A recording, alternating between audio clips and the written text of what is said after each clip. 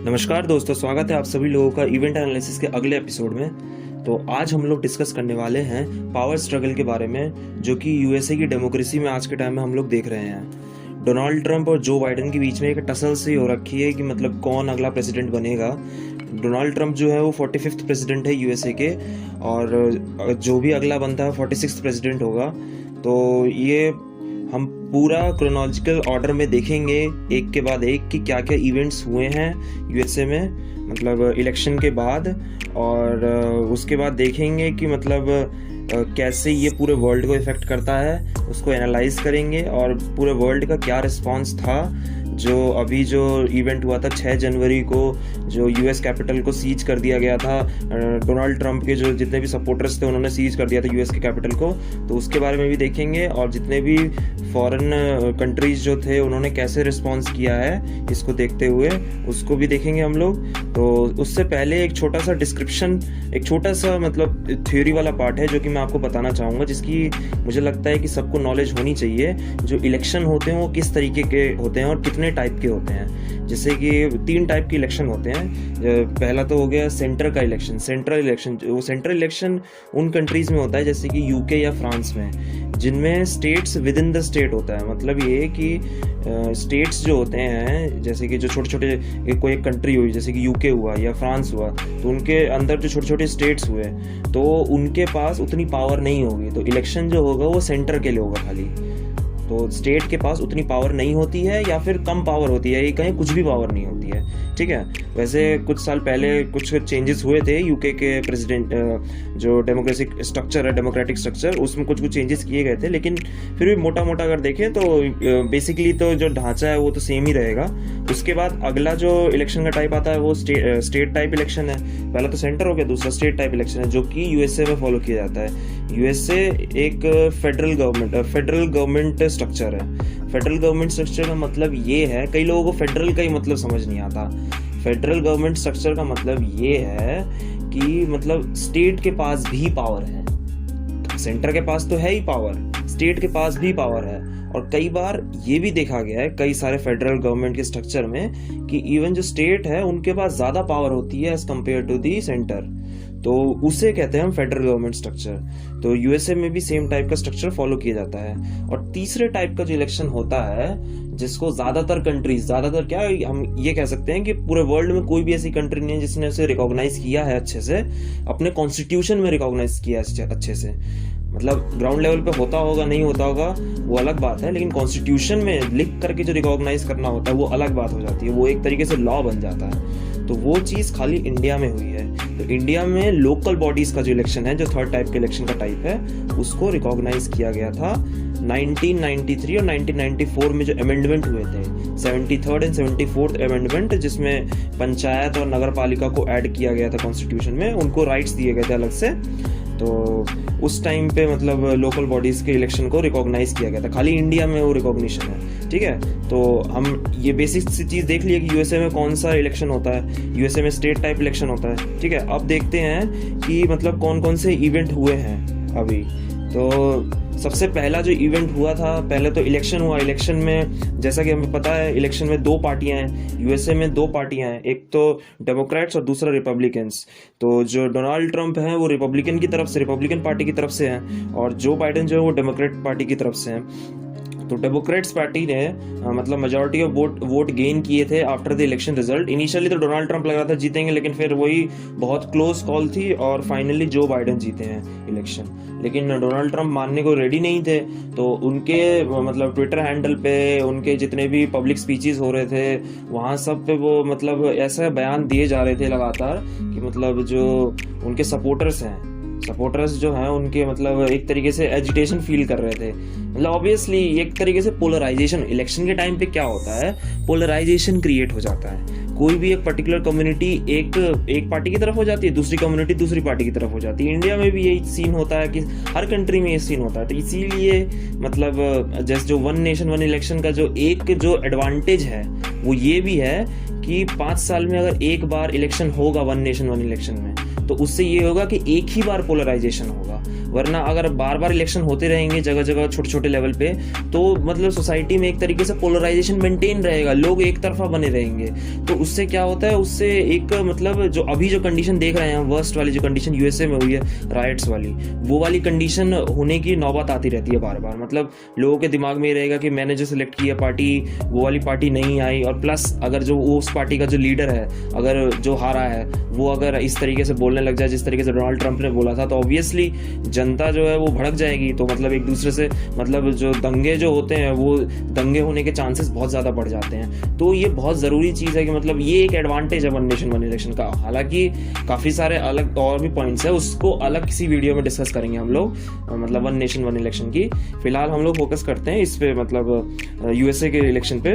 तो जो हमारे डोनाल्ड ट्रंप है वो डेमोक्रेट रिपब्लिकन पार्टी की तरफ से, जो बाइडेन डेमोक्रेट पार्टी की तरफ से है, ठीक है। और यूएसए में 2 हाउसेज होते हैं, ठीक है। तो 2 हाउसेस कौन कौन से होते हैं, एक तो जैसे इंडिया में 2 हाउसेस कौन कौन से, लोकसभा एंड राज्यसभा। लोकसभा जो है हमारी लोअर हाउस है, और राज्यसभा जो है हमारी अपर हाउस है।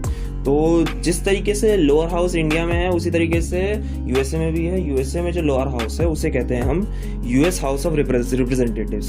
उसमें 435 इलेक्टेड मेंबर्स होते हैं, और 435 इलेक्टेड मेंबर्स में से 50 जो होते हैं, वो 50 मतलब वो कैसे आते हैं, वो 50 स्टेट्स में से आते हैं। मतलब 50 जो स्टेट्स हैं उनमें से सिलेक्ट होकर के आते हैं, जिसमें से 6 जो मेंबर होते हैं वो नॉन वोटिंग मेंबर्स होते हैं। ये मोटा मोटा मैंने आपको बता दिया कि मतलब यूएस हाउस ऑफ रिप्रेजेंटेटिव्स का मतलब कैसे बनता है। अब उसके बाद लोअर हाउस की बात करते हैं, जो अपर हाउस है उसकी बात करते हैं। अपर हाउस में सेनेट, अपर हाउस जिसका दूसरा नाम मतलब सेनेट जिसे कहते हैं। सेनेट में 100 मेंबर्स होते हैं, और सेनेट को एक तरीके से मतलब जिस तरीके से राज्यसभा इंडिया में होती है, वैसे ही सेनेट को यूएसए में माना जाता है कि काफी मतलब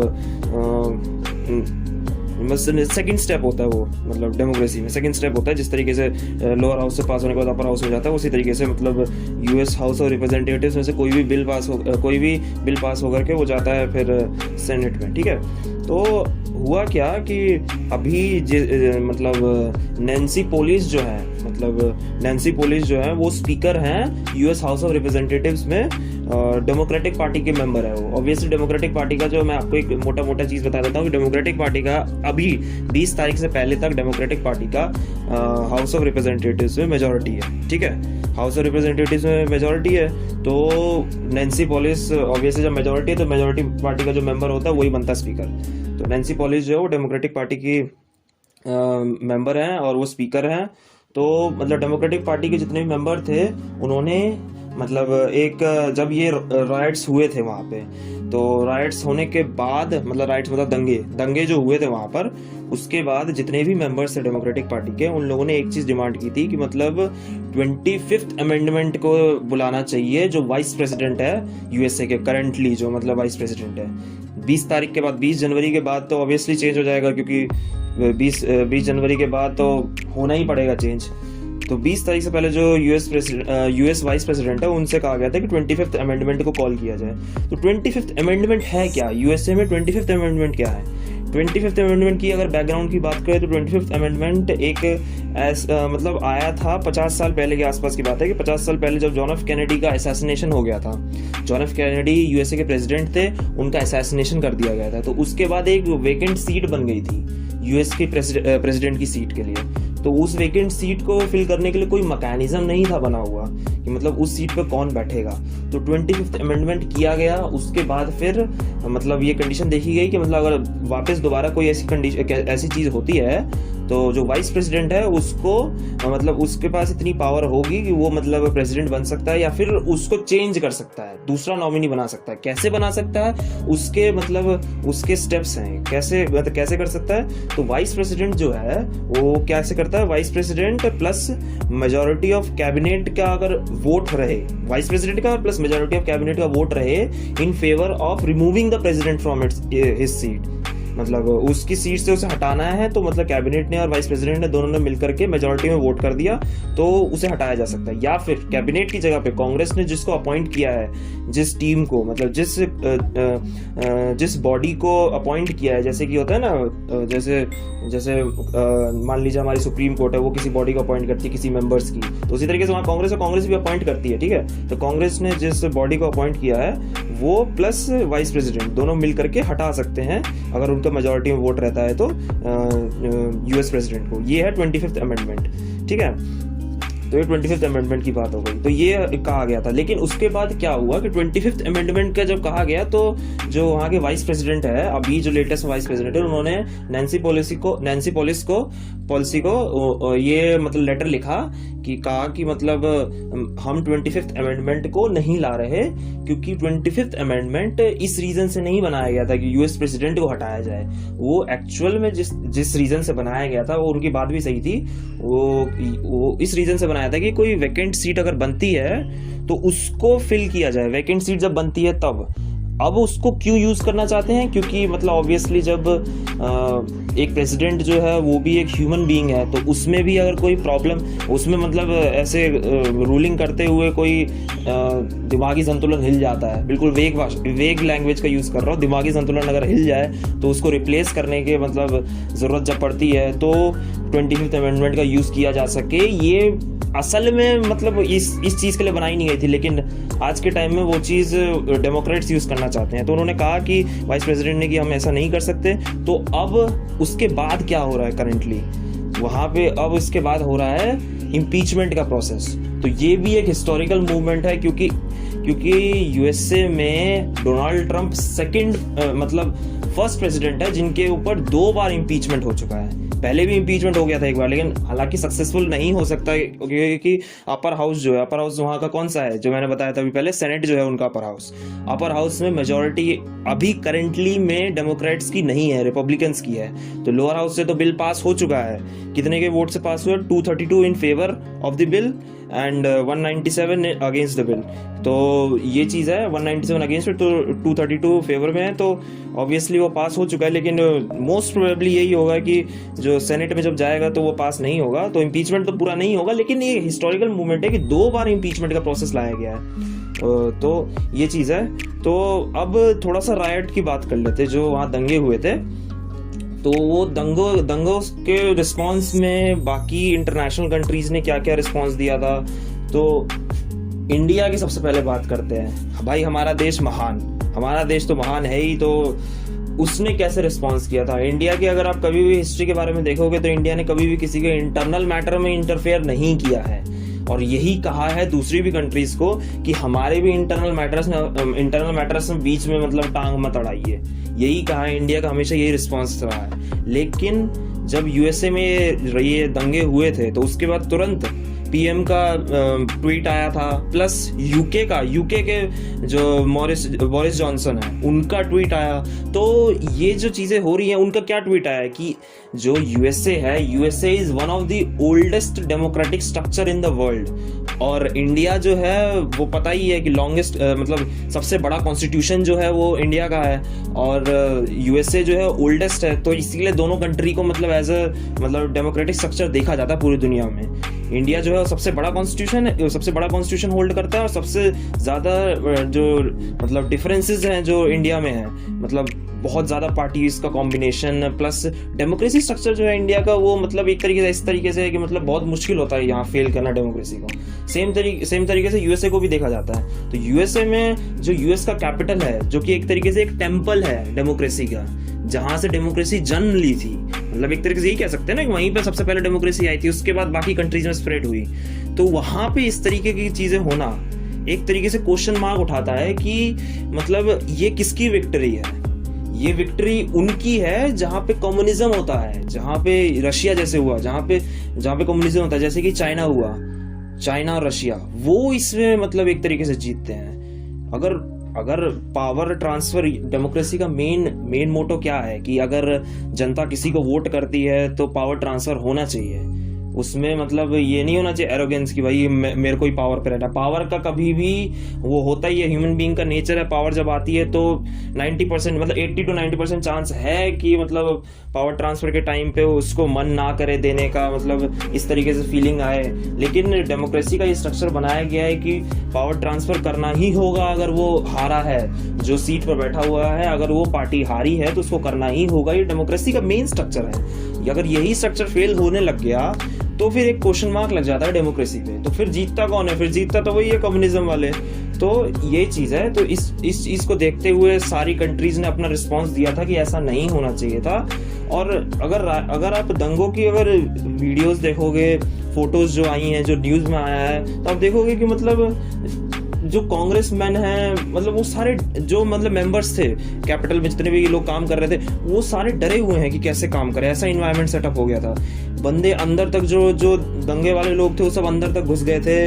और पुलिस वाले 50 से ज्यादा पुलिस वाले घायल हो रखे हैं। और इवन कई लोगों की मौत भी हुई है, 4 से 5 लोगों की तो मौत हुई है वहां पे।